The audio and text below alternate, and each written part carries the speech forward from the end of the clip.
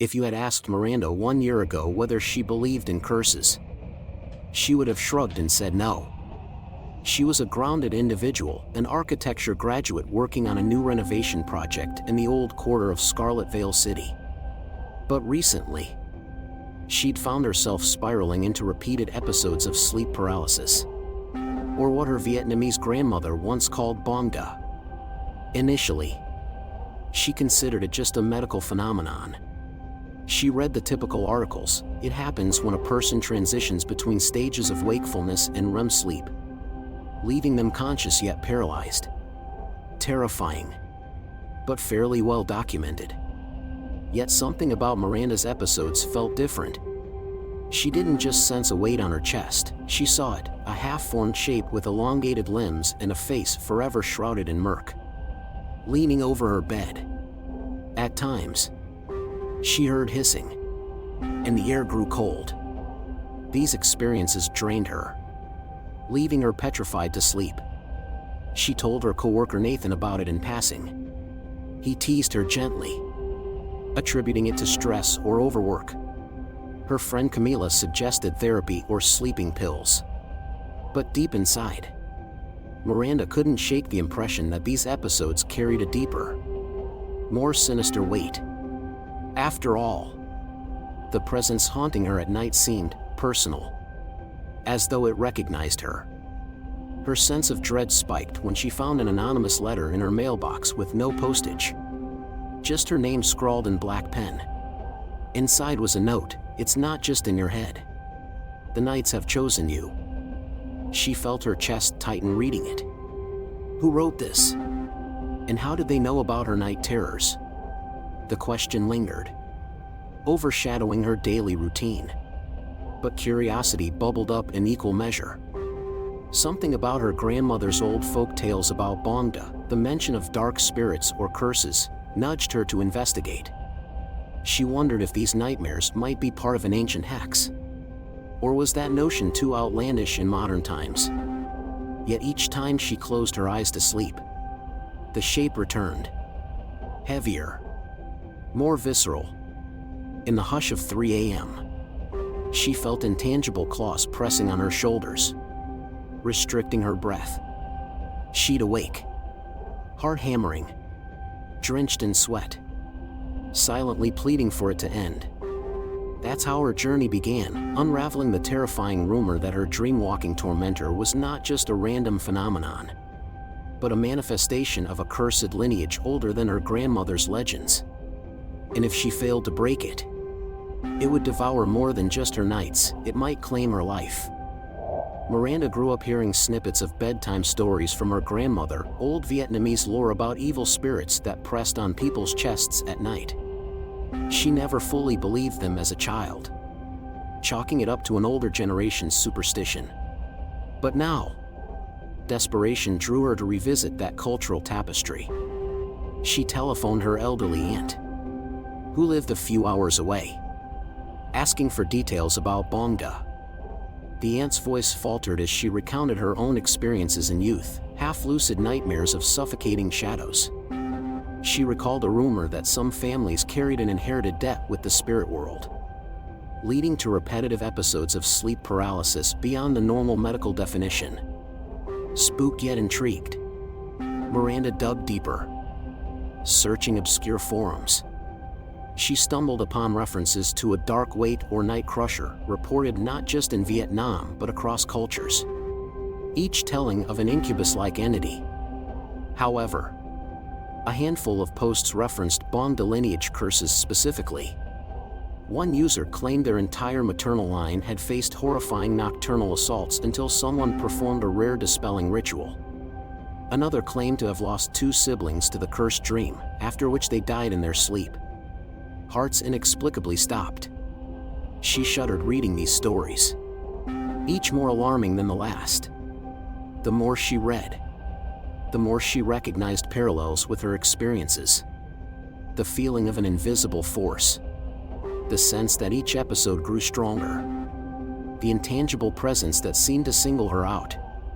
She noted that while medical advice suggested there was no physical danger in normal sleep paralysis, These stories insisted otherwise. A malevolent being could exploit the dream dimension to truly harm the victim. She started to suspect she might be next in line. Seeking validation, she confided in Camila, the only friend open-minded enough to accept the possibility of a supernatural explanation. Over coffee, Camila listened intently, brows knitted. She knew Miranda wasn't prone to flights of fancy. So you think some centuries-old curse is after you? Are you sure it's not just extreme stress? Miranda shook her head, citing the tangible illusions she witnessed while half awake. The letter in her mailbox. The sense that the episodes were orchestrated, not random. Camila admitted it was beyond her realm of comprehension, but offered to help investigate. They resolved to approach an elder in the local Vietnamese community for insight. They found Mr. Phong, a respected elder who once served as a village shaman in Vietnam before emigrating decades ago. He ran a small herbal shop in the city's old quarter. Approaching him was awkward. Miranda worried he'd laugh off her story. Instead, when she haltingly described her nighttime episodes, he grew grim.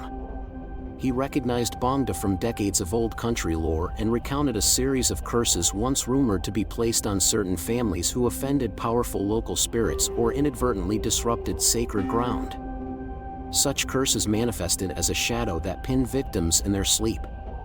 Over time, the shadow's hold grew until the person either died or was forced into extreme measures to break the curse.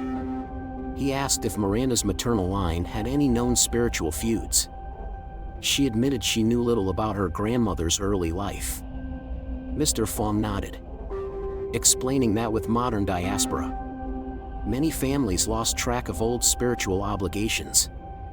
If the spirit is truly awakened in your line, it might only need a foothold, like your strong dream potential or some triggered event.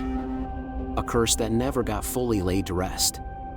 He offered to do a brief reading using an old script, though he cautioned that real curses required significant rites to break.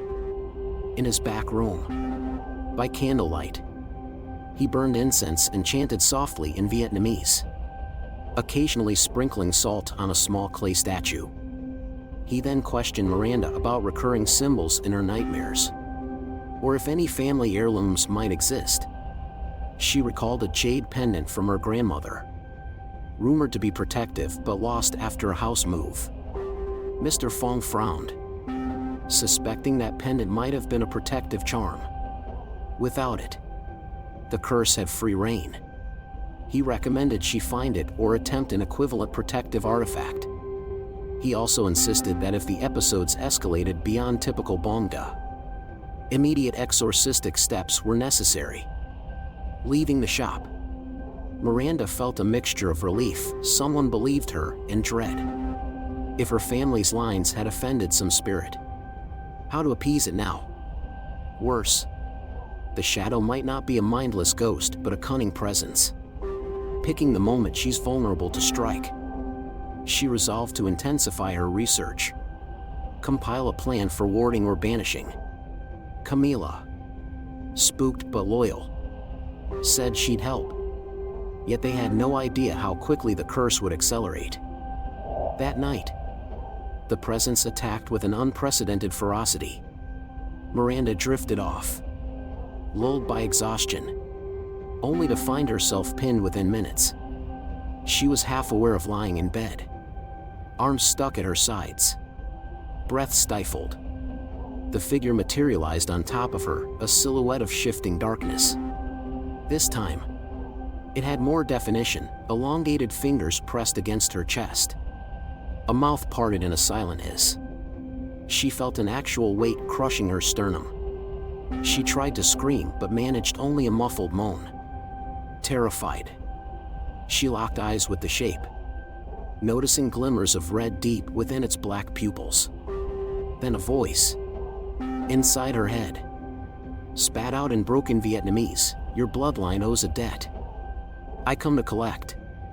She jostled to break free. No use. Darkness blossomed at the corners of her vision. She sensed she might truly die if she didn't act. Summoning all her will, she forced her body to jerk. In normal sleep paralysis, she might break the hold by focusing on a small muscle.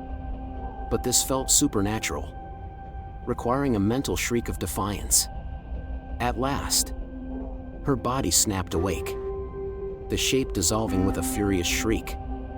She lay trembling, drenched in sweat, heart hammering. 4 hours. She couldn't sleep. She texted Camila. "It's growing worse. I can't survive many more nights like this." The next day, her reflection in the mirror revealed dark circles under her eyes. A haunted look. At work, she could barely focus on drafting building layouts. She typed resignation from project but stopped short. Fleeing her job wouldn't solve anything. The shadow would follow. Cafeteria whispers from coworkers about Miranda looking awful only fueled her desperation. She found herself rummaging her grandmother's old boxes at home, searching for the jade pendant Mr. Fong mentioned.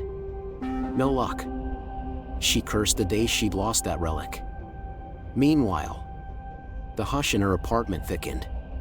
She sometimes heard faint footsteps near her closet, or felt a presence in corners.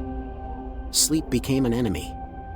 Unable to sleep properly, Miranda used her nights for genealogical detective work. She scoured online ancestry sites, found scattered leads about her grandmother's hometown near the Mekong Delta. She discovered references to a temple that once indicted certain families for desecration of a spirit shrine centuries ago. Some old names matched distant relatives on her maternal side. If her ancestor had offended that spirit, the lineage might carry a heavy dream curse.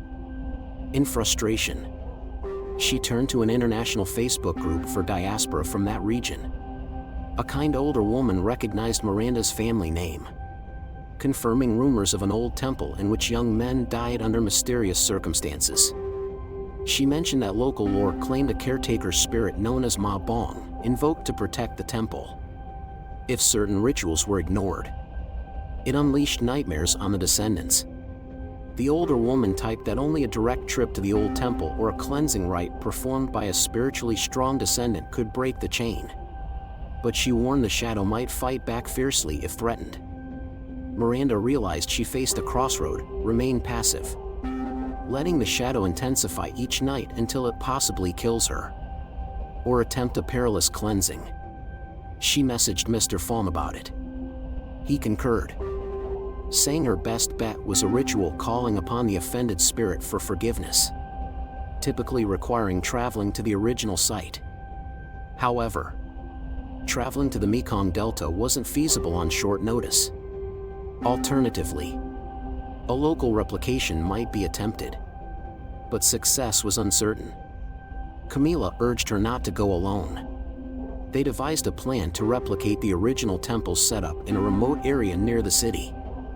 Referencing old photos and instructions from the diaspora group, they'd try the cleansing ritual in a single marathon night session. Miranda only hoped the shadow wouldn't strike them down mid-rite. 3 nights later, they gathered at an abandoned community hall on the outskirts.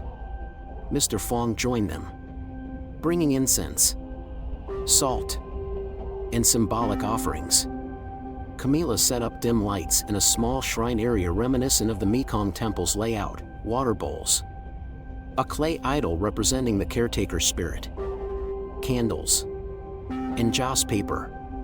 They turned off the main lights at midnight. The hush in the hall felt thick, as if the air recognized a sacred moment.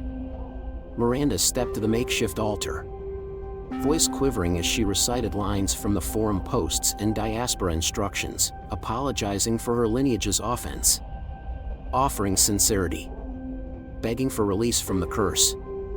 She kneeled, clasping her hands around a small token from her grandmother, an old embroidered scarf, the only relic she possessed.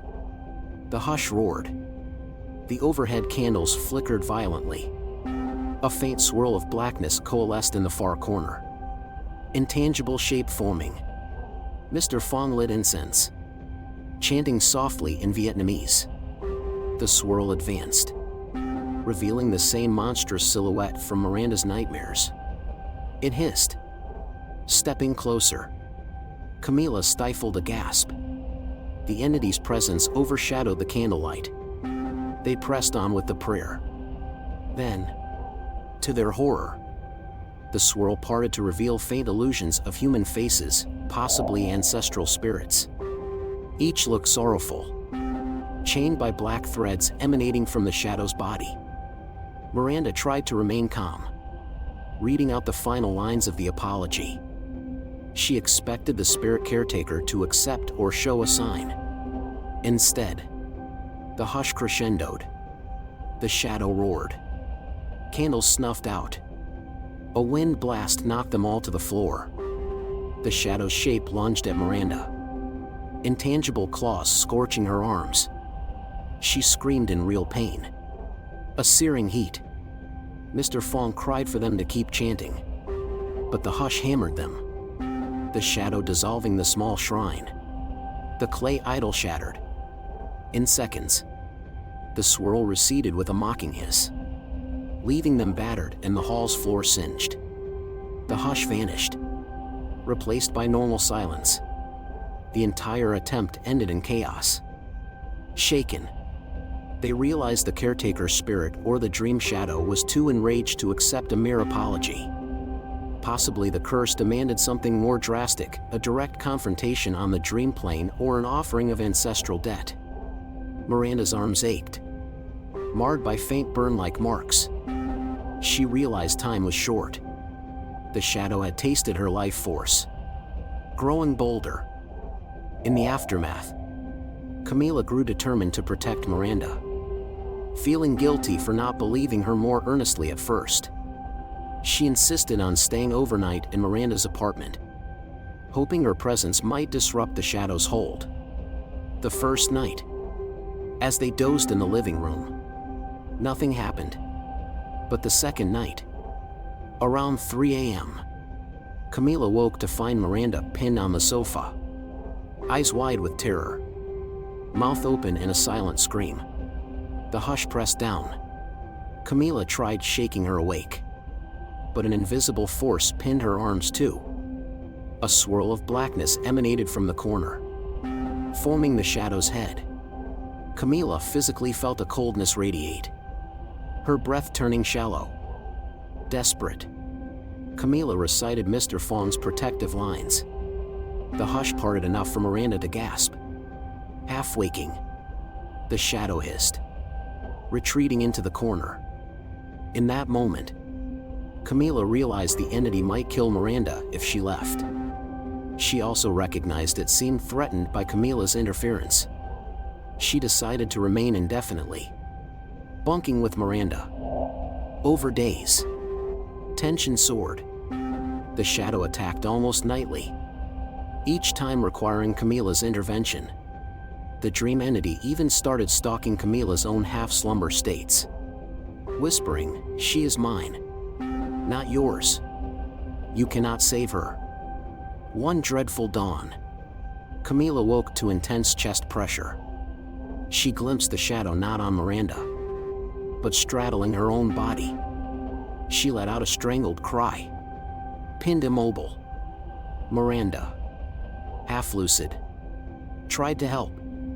By the time she mustered a response, the entity vanished, leaving Camila gasping, tears streaming. She realized the curse had extended to her now. This must end. A plan formulated, maybe a direct dream plane confrontation with all possible spiritual aids, or a final personal offering to the spirit.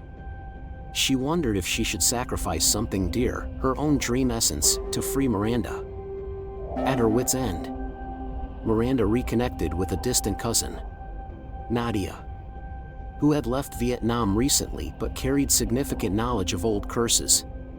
Nadia listened to the entire tale over a video call, then explained an advanced phenomenon. Bongda curses sometimes require a living heir to pass the burden onto if the victim can't break it. The shadow hunts one dreamer after another, each night intensifying, until a final confrontation in the dream realm occurs. If the dreamer fails, they vanish or die.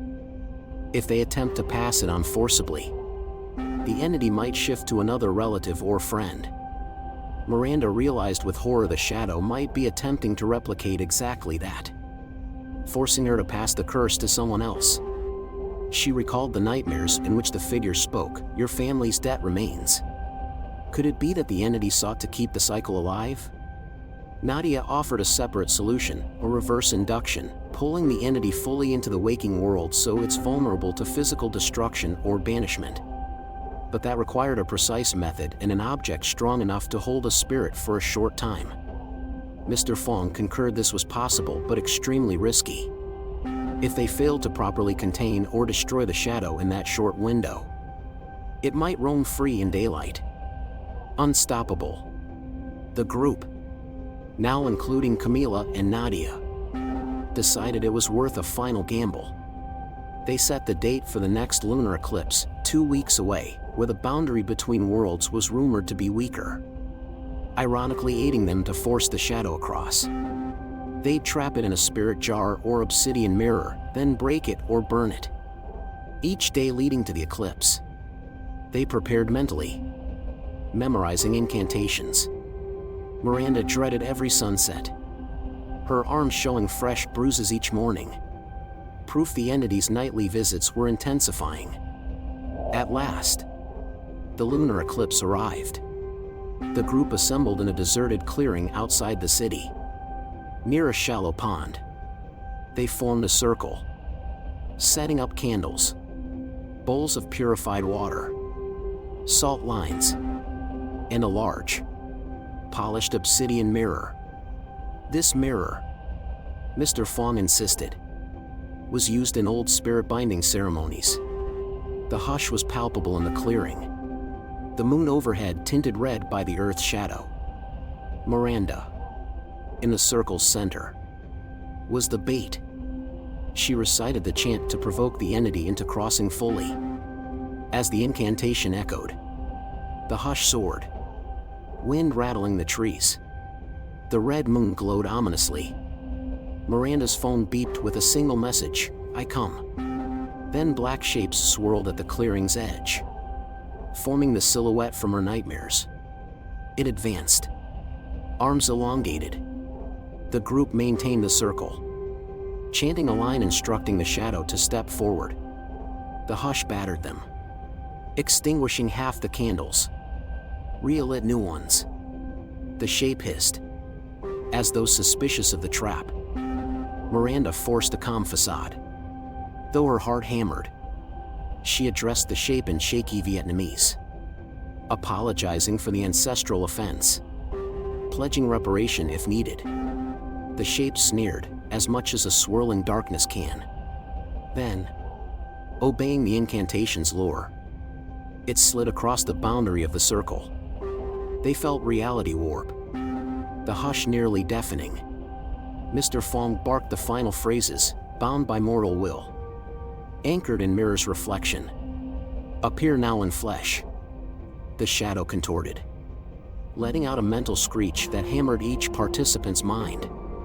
It half manifested physically, a black-robed figure with an inhuman face contoured in ash. The hush roiled, pressing on them. The group rushed to direct it toward the mirror, chanting about binding it within. The entity realized the trap, violently thrashing. Camila nearly collapsed under the hush's pressure. Mr. Fong forced the mirror forward. The shadow froze, black tendrils swirling into the reflective obsidian. For an instant, it was half absorbed, letting them see glimpses of tortured souls. The hush soared to a crescendo. Victory seemed close. Then the entity twisted, sending a shockwave that blasted half the circle onto the ground. Candles snuffed out, only the red moon overhead lighting the scene. The hush hammered them, illusions forming, ghostly figures of Miranda's ancestors wailing in despair, demanding freedom. The circle threatened to break. The entity yanked partially out of the mirror, thrashing to remain in control. If it escaped fully, they'd never recapture it. Miranda, battered, forced herself upright. She seized the mirror with trembling hands, ignoring the searing cold radiating from it. She recalled a final line from the incantation, "As I claim your reflection, so I break your hold." She recited it, tears in her eyes. The entity roared, intangible claws raking her arms again. She screamed, but refused to drop the mirror. The hush pounded in her ears, threatening unconsciousness.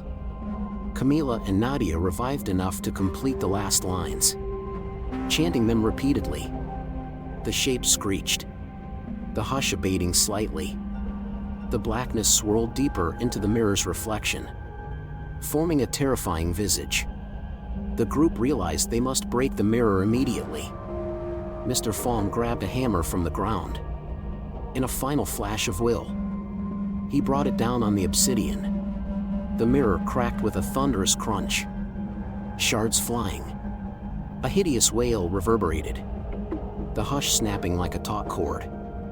The shape shattered, dissolving into swirling ash that faded into the night. For a harrowing moment, the hush lingered, then fell away, replaced by normal night sounds, wind in the trees, the faint chirp of distant insects. Miranda collapsed to her knees, sobbing in relief and exhaustion. Camila and Nadia exhaled shaky laughs. Mr. Fong offered silent prayers for the spirits. The entity was gone, or at least severed from the mortal realm. The circle breathed as if they'd just returned from a battlefield. The sky overhead cleared, the moon's red hue beginning to fade. In the days following, Miranda's night terrors vanished. She could sleep without waking pinned to the bed. The hush no longer lingered in corners. The group parted ways, each returning to daily life with gratitude. Mr. Fong advised them to keep the shards of the mirror separate, burying them in different places, so no renegade cult or spirit could reassemble them. They complied. Camila, though shaken, was proud they overcame a dreaded ancient force. No official records or dramatic newspaper stories emerged from this event. The public never knew about the spirit's near liberation. Only those who experienced it recognized how close the entity came to devouring another generation of dreamers. Miranda resumed her architecture job, slowly recovering from sleepless nights. She thanked her grandmother's intangible guidance for leading her to the diaspora knowledge. The curse, it seemed, had ended. But a pang of worry remained, a suspicion that ancient curses seldom vanish completely. She remembered the illusions of ancestors, the offended caretaker spirit from the Mekong.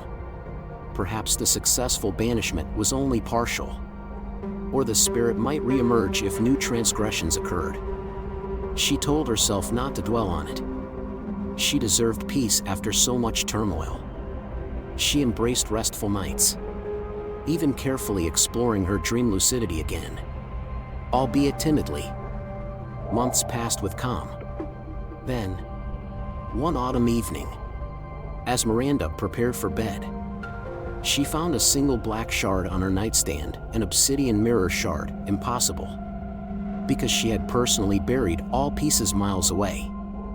Her heart stuttered. She felt the hush again, faint but real, creeping at the edges of the room. She seized the shard, adrenaline surging, scanning the empty corners. No sign of the shadow. The hush retreated, leaving normal quiet. Terrified, she called Mr. Fong. He listened gravely. This means a portion of the spirit or caretaker might still cling to you. The bond might not fully sever. She demanded what to do next, but he had no new solutions. Keep your protective wards strong. If the hush resurges, contact me. We might attempt another exorcism. But be ready, these curses rarely vanish in a single strike. She sat on her bed, the black shard glinting in lamplight, dread coiling in her gut. She realized the final note the shape once hissed, "Your bloodline owes a debt." Perhaps she'd simply repelled it for a while, The hush could return at any weakness. She spent the night half awake, glancing at shadows, phone in hand. Though she never experienced that brutal pinning again, so far, she recognized the legacy of the ancient curse might be a lifelong burden, requiring vigilance and repeated wards. In the hush of that quiet autumn dawn, Miranda understood a grim truth: curses spanning centuries seldom break so cleanly. Sometimes, illusions fade for months or years. But if any new impetus conjures them, a family birth, a spiritual slip, or a stirring of old guilt, the nightmare might reassemble, hooking into the dream realms once more. She vowed to remain prepared, to pass on warnings to any future generation in her family. Because if the hush returns, if the intangible shape visits her bed again, she must stand ready with an arsenal of wards and iron will. And so the legend of Bongda continues, lurking at the edges of mortal slumber, waiting for that silent, unguarded moment when fear and illusions meet. Once you lie pinned beneath its intangible weight, you realize the darkest curses never truly die. They just wait for the next midnight to strike.